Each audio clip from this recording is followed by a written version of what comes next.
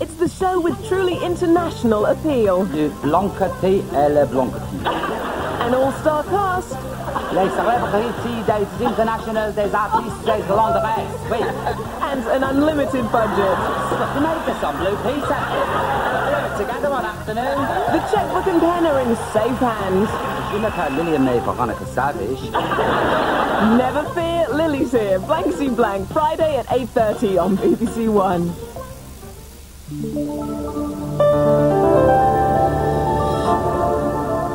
Tomorrow's World hits the West End in half an hour, but now BBC One's got some work to do on Barry and Vanessa.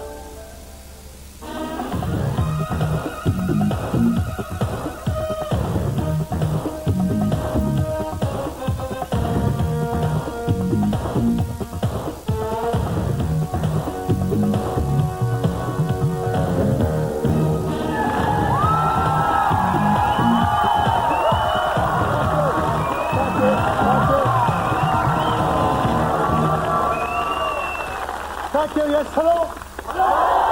And welcome to Celebrity Style Challenge. Yes, where the stars from stage and screen place themselves in the hands of our expert image makers. Today's challenger recently found himself the centre of attention in the BBC's #1 soap. Yes, Barry, owner of that huge enterprise, Deals on Wheels, fell in love, became engaged, but only days before the wedding, the bride-to-be absconded with a briefcase full of money. Here's the moment he finally realised he'd been ditched for the dosh.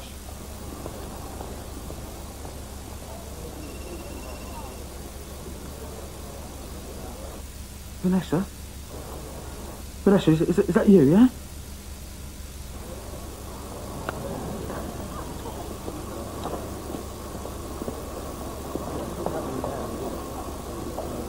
Vanessa?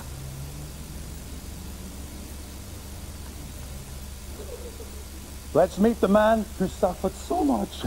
The hapless Carlot keeper, Barry Evans, alias Sean Williamson.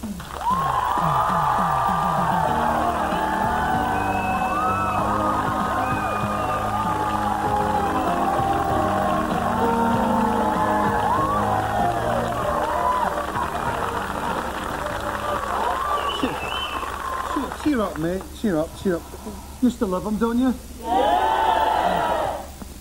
Things aren't going well then. Mate, I've lost Deals on Wheels. Manor Wood. Evans Executive Cars. The Evans family fortune has gone firmly down the pan. Even last Sunday, the Sunday dinner we had to go to Kentucky Fried Chicken and lick other people's fingers. You know what I mean? Look, mate.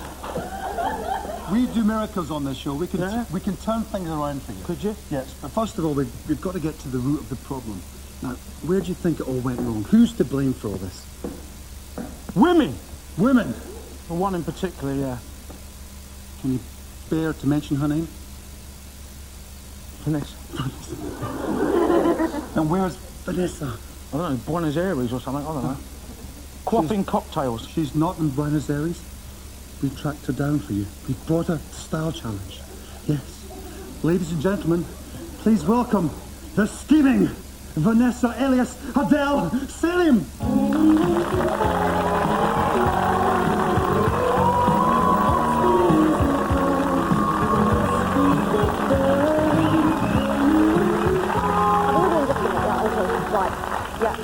Look, I'll be with you in just a minute, okay? Barry, thank God. I've been stuck in Buenos Aires for 6 months. I've been working so hard, making even more money for you. I've turned that 120,000 into 560,000. Please take me back. Just to show I'm not a man who bears a grudge, we have thought of a way of getting you back into the square. Yeah, it's in a box. Oh. Well, look, you two, away from the square, okay? Obviously, you're the best of buddies normally. What can we do for you in terms of a real Style Challenge makeover? Oh, fantasy. A fantasy first night dress. That's what I've always wanted. Just want to go to a first night and feel absolutely fabulous and get me picky in the paper so I can get this other job. Okay then, picky in the paper. You want glam, you want to attract that attention. Yeah. All right, that's trouble. And what about you, Sean? As soon as I'm reduced to Nick Cotton's hand-me-downs, I know. I do like a bit of I do a bit of singing. I like a bit of a sing-song. So I'd like to be a bit of a Tom Jones, Las Vegas cabaret style. Really? Yeah. Well, I tell you what, ready to take our EastEnders from Albert Square to the Albert Hall. We have two teams of top stylists, okay?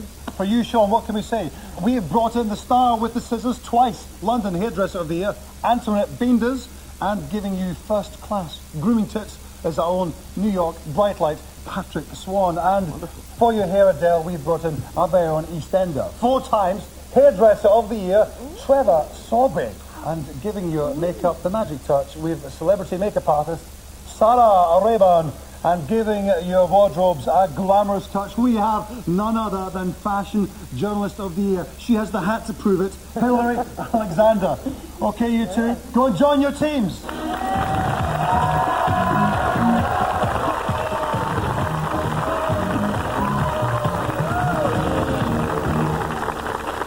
Right, Sean.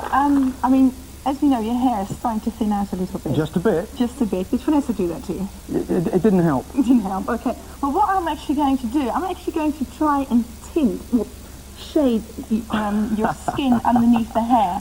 So what will happen? It will make it a bit darker. So therefore, it will actually look if your hair is a lot thicker. Now they brought out this brilliant stuff.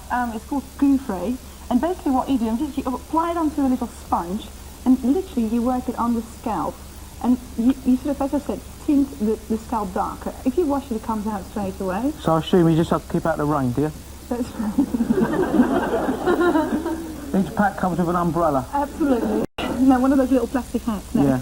not really. But it's great stuff. For anyone out there, you know, who's starting to thin on top and, you know, they don't really quite want to show it off just yet, get some of this stuff. And they come in all different natural hair colours. The one I'm using here is like a dark brown. And it's not a miracle, but, you know, it's close to it. It's Kiwi boot polish, really. Sean, you're a brave man, son, I tell you that. Tell me about it. There are men who are paranoid about their hair, but here you are. I'll tell you, ages ago, somebody recommended that I should have one of these transplants, and I tried it, but I didn't like it.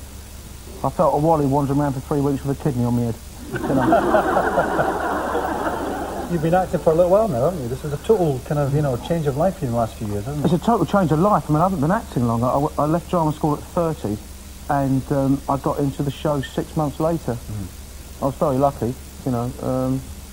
Because you were in the show before as well, as a paramedic, that bit part. Yeah, my first job on leaving drama school was as a paramedic, and I think Grant beat up David Wicks and gave him a cut nose and a cut eye, and I ran into the Vic dressed as a paramedic.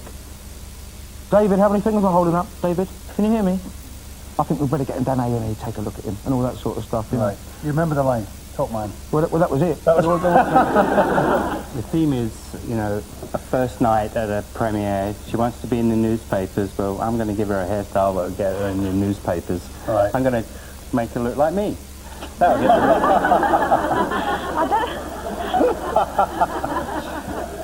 If you won't feel that bad. Well, you asked for it, you know. Trouble here. Now I'm curling her hair. I'm going to build it all up. I mean, she's got layers all the way through. It's kind of shoulder length. It's quite fine, but we're going to make it look 2-3 times as much hair as she really has on her head. So. Sounds blissful. Now, you've destroyed his life over there. Has your life got any better since you left? Well, playing Vanessa was such a brilliant fantasy. Playing a powerful businesswoman and a con woman who gets away with it. I don't know, it's hard to beat that really, because it was such a brilliant part. You liked it, you got under the skin. I loved it, I adored it. What made you kind of become an actor? Well, I got really interested in amateur dramatics. I read all these autobiographies, like Richard Burton in particular. I got fascinated by, because he'd had this great sort of checkered life where he'd come from poverty and he'd made loads of money and married Liz Taylor and he outbid an Ashes for Diamonds, and he came from nothing. And I thought, yeah, that sounds like a good crack. And I tried to get into drama school, and the first year they went, no, don't think so. And I bumped into Ross Kemp in a pub in Maidstone where we both used to live. I didn't know him, but he was doing a charity event, and I went up to him and I said, could you give me some tips, you know, because I'm interested in getting into drama school. And he said, well, what audition pieces are you using? And I told him, and I said, what do you think of them? And he said, rubbish. I said, oh, thanks, mate. And he basically said, no, you know, when you go into audition, pick a piece that isn't you. totally play against type. You know, and that's what I did, and I ended up getting into the same drama school as Ross. What did you choose? Ross had done. I played a homosexual Jewish... Seriously? Concentration camp victim from a play called Bent, which has just been made into a film with Ian McKellen. So how did the EastEnders thing come about? Was it just like another acting job that everybody was up for? And Well, they were looking for somebody who has had the two things in their background. I've come from a very sort of split background, if you like. My father's from a kind of aristocratic Afghan family. My mother's from a market trader's family. Obviously that could be a big problem for me, because I lived in a very ordinary, you know, working class area in Leicester, but I went to a private school. So I used to feel terribly embarrassed. I used to get dressed up in posh, in my little uniform, and go off to private school. lived in two worlds at the I same always time? lived in two worlds at the same time, so it came up, you know, it was absolutely ideal for this part. This is a little suggestion. Right. It's only something that's been tossed into the pile, not necessarily a final choice. Right. So that's something she may be wearing. She might be. Anything else with it, or just that?